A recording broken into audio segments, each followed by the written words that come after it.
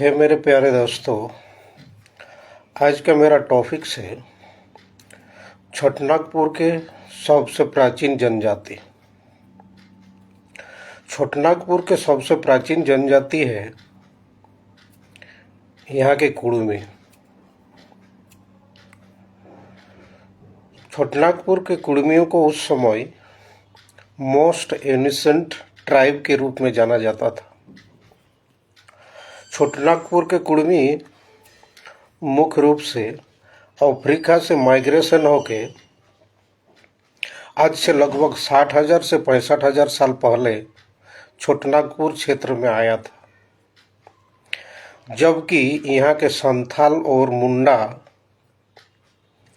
लगभग 2000 से 3000 साल पहले छोटानागपुर क्षेत्र में आया था।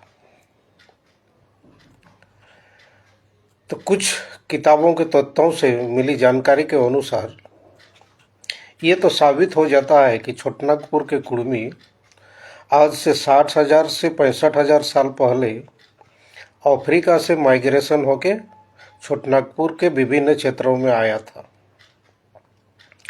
अब आते हैं हम एक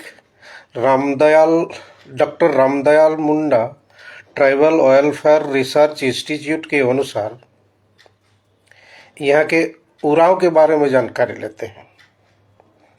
doctor Ramdayal Munda tribal welfare research institute के अनुसार यहाँ के उरांव लोग लगभग 1765 के आसपास यहाँ के एग्रीकल्चर जमींदारों के घर में लेबर के रूप में काम करने के लिए आया था। कितना दिन पहले? 1765 के आसपास में। उस समय छोटानागपुर के क्षेत्र में दो तरह के जमींदार होते थे, जिसे कहा जाता था भूमिहारी। भूमिहारी का मतलब होता है लैंडलॉर्ड, यहाँ के जमींदार। छोटानागपुर के क्षेत्र में उस समय दो तरह के भूमिहारी या लैंडलॉर्ड होते थे, जमींदार होते थे, एक पहान खुंड के और एक महता खुंड के। तो इन पहान खुंड के और महता खुंड के घर में एग्रीकल्चर लेबर के रूप में काम करने के लिए उस समय माने 1765 के आसपास में उरांव लोग आए थे। आप ये बताइए, वही उरांव लोग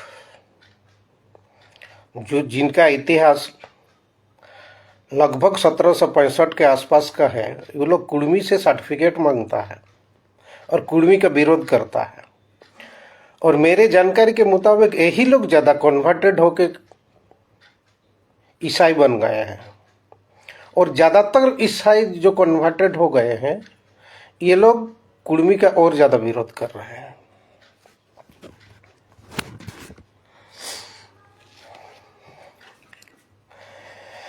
इसलिए हमें इन बातों पर नहीं आना है, कौन क्या कह रहा है, क्या कर रहे हैं, जिनका जो करना है करने दीजिए।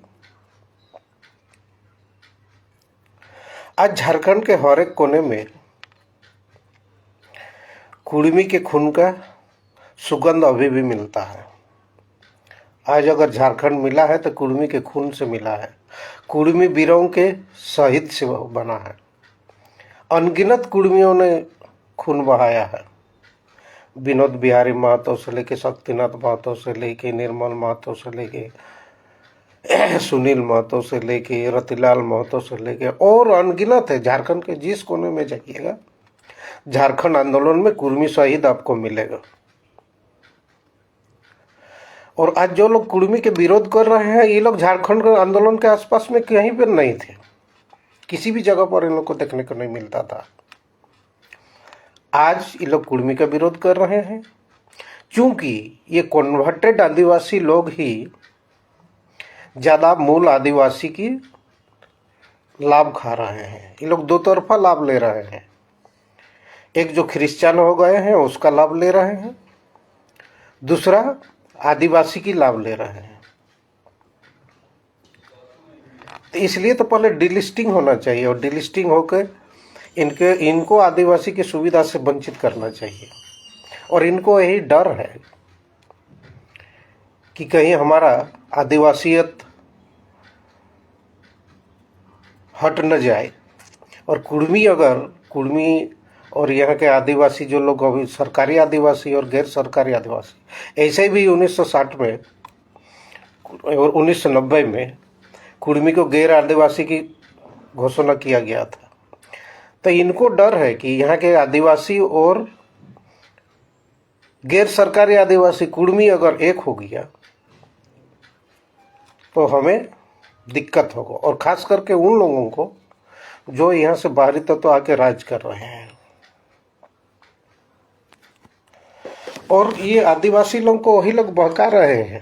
ये लोग जाके रात को पैसा लेता है बाहरी तत्वों के हाथ में, और हाड़िया दारू मुर्गा और मोटरसाइकिल में तो गाड़ी में तेल डाल के दिन में कुर्मी का विरोध करने लगते हैं। खैर, इससे हमें कोई आता जाता नहीं है। हमें अपने गंतव्य स्थल की ओर आगे बढ़ना है। अब आते हैं 1950। 1950 से पहले तो कुर्मी अंग्रेज के जमाने में आदिवासी था। अब आते हैं 1950। 1950 में एक साजिश रचा गया, क्योंकि यहाँ के कुर्मी जमींदार थे, महतोखुंड के थे, इनके पास बहुत ज़्यादा जमीन था। तो एक साजिश रचा गया। क्या साजिश था कि अगर कुर्मी महतो अगर यहाँ आदिवासी के श्रेणी में रहेगा तो इनके जमीन हम लोग खनिज के लिए, तरह तरह के कंपनी बैठाने के लिए नहीं ले सकते हैं। इसलिए हमें इन्हें आदिवासी लिस्ट से बाहर निकालना पड़ेगा। और इसी साजिश के तहत 1950 में जब देश आज़ाद होने के बाद जनगणना हुआ, जातियों की लिस्ट बनाई गया, उस समय कुर्मी को आदिवासी श्रेणी से बाहर रखा गया ताकि इनके ज़मीन को हड़प सके, इनके ज़मीन पर तरह तरह का माइनिंग बैठाया जा सके, ज़मीन पर कब्जा कर सके। तो मूल रूप से देखा जाए तो जमींदार कुर्मी पहले भी था, अभी भी है और आगे भी रहेगा। और जो भी अब झारखंड अंचल में, झारखंड राज्य में आप जो भी देख रहे हैं, जो भी कंपनी, जो भी माइनिंग्स बैठा हुआ है, उसका 80 से 90% जमीन कुर्मी के था और कुर्मी के जमीन पर ही बैठा हुआ है। तो इसके चलते 1950 में साजिश के तहत कुर्मी को आदिवासी श्रेणी से बाहर रखा गया। अब हम आते हैं वर्तमान परिस्थिति में, झारखंड अलग होने के बाद वर्तमान परिस्थिति को भी आप देखिए। झारखंड के 13 जिले हैं जिसका एकल पद है रिजर्वेशन। क्यों? क्योंकि झारखंड में 28+ झारखंड का मूल आबादी कितना है? 28% आदिवासी यानी कि एसटी और 12% एससी। ये 50% से बहुत नीचे है। इसलिए कुर्मी को गैर सरकार के आदिवासी बोल के उसमें मिला दिया गया और आदिवासी की कुल जनसंख्या 50% से ऊपर कर दिया गया। यानी कि सरकार द्वारा रजिस्टर्ड आदिवासी और गैर सरकारी आदिवासी कुर्मी को मिलाकर 51% से ऊपर जनसंख्या हुआ। तब जाके झारखंड के 13 जिलों के एकल पद को रिजर्वेशन किया गया और झारखंड को 6वीं अनुसूची में रखा गया। कुछ ज्ञानी आदिवासी नेता लोग ज्ञान देते हैं कि नहीं, झारखंड 5वीं अनुसूची में है। झारखंड 5वीं अनुसूची में नहीं है। झारखंड के 5वीं अनुसूची में ओनली 13 जिला है, वो भी कुर्मी को मिला के। ऑल ओवर झारखंड को देखा जाए तो केवल झारखंड 6वीं अनुसूची में है। तो हम लोग भी चाहते हैं कि झारखंड 5वीं अनुसूची में आए, यहाँ का सभी पद रिजर्वेशन हो। लेकिन ये चीज कुछ बाहरी तत्वों के उंगली में नाच करके, उनके पैसों से पलते फलते हुए, उन्हें जमीन जायदाद बेचकर यहाँ के छोट भाइया नेता लोगों को समझ में नहीं आ रहा है। और एक दो तो हम अभी देख रहे हैं कि जो पुराने झारखंड आंदोलनकारी आदिवासी नेता थे वो भी कुर्मी महासभा कर रहे हैं, आदिवासी महासभा कर रहे हैं। अरे दादा, आप लोग आदिवासी अगर महासभा करना ही है तो वहाँ पर कीजिए, जो सेंट्रल स्कूल में आपका हक छीना जा रहा है, जो सेंट्रल यूनिवर्सिटी में आपका हक छीना जा रहा है, सुप्रीम कोर्ट में आपका हक छीना गया है, हाई कोर्ट में आपका हक छीना गया है,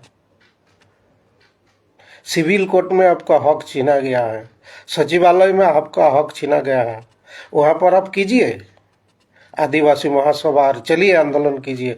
जैसे झारखंड आंदोलन में कुर्मी साथ दिया था आगे बढ़ के, अभी भी कुर्मी आपका साथ देगा, लेकिन वो तो आपको करना नहीं है। आपका नज़र है कुर्मी क्या कर रहा है, कुर्मी को डिस्टर्ब करना है।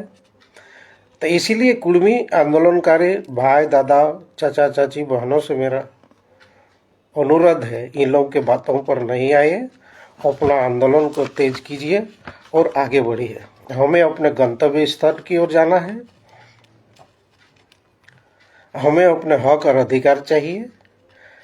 ये लोग चाहता है कि मणिपुर जैसा आपस में ये लोग सामाजिक तौर पर बटे रहे, झगड़ा लड़ते रहे और हम लोग मलाई को नोचते हुए बाहर ले जाते रहे। ऐसा नहीं करना है। हमें हमारे आदिवासी भाइयों के साथ किसी भी जगह पर आपस में टकराना नहीं है, अपशब्द में गाली नहीं देना है, झगड़ा नहीं करना है।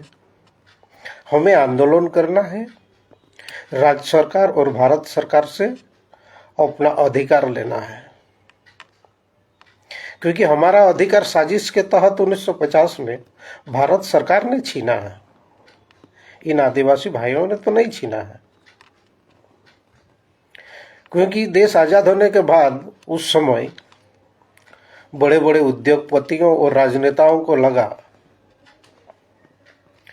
कि अगर कुर्मी आदिवासी के सूची में रहेगा तो इनको जमीन हम लोग हड़प नहीं सकते हैं।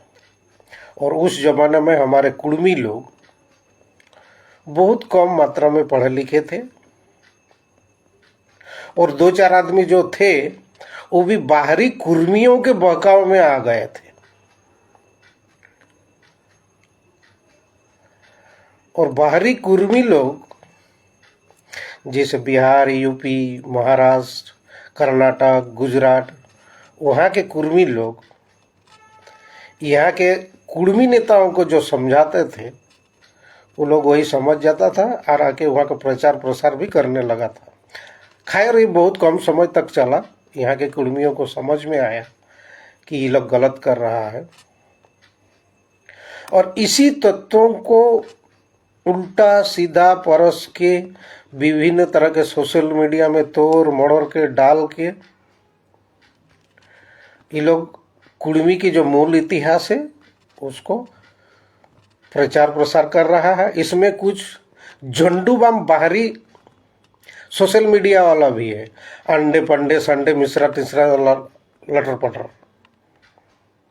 कल हमने किसी बाहरी पत्रकार का, जो अपने आप को पत्रकार करता है, एनिमिस्ट करता है, अपने आप को रिसर्चर कहता है, कोई बाहरी था, विभिन्न तरह के आदिवासी सोशल मीडिया चैनलों में कुर्मी का इतिहास तोड़ मड़ोड़ के पेश कर रहा था, ऐसे अपने आप को साबित कर रहा था कि सबसे ज्ञानी है, जबकि वो कुर्मी के विषय में सबसे मूर्ख है, बेवकूफ है। उसको ना कुर्मी मालूम है, ना कुर्मी का इतिहास मालूम है।